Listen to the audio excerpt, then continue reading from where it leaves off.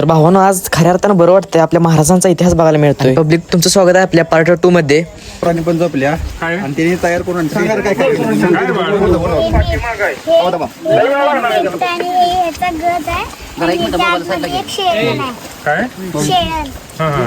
काय करायचं वाचतोय वाजून दाखव बघू.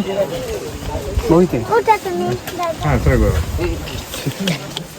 अरे त्याचा उपयोग कशासाठी करतात, त्याचा उपयोग काय करतात नागरपंचमी ठीक आहे बाळा.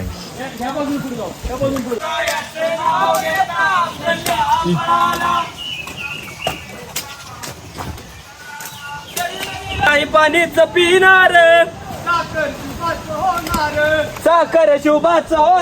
तर पब्लिक या भावाचा विषय तुम्हाला पार्ट 3 मध्ये दाखवणार आहे. हसल्याशिवाय भावानं कोण राहणार नाही. तर पब्लिक भेटूया पार्ट 3 मध्ये. आजचा ब्लॉग कसा वाटला कमेंट करून नक्की सांगा आणि आपल्या पेजला फॉलो करा.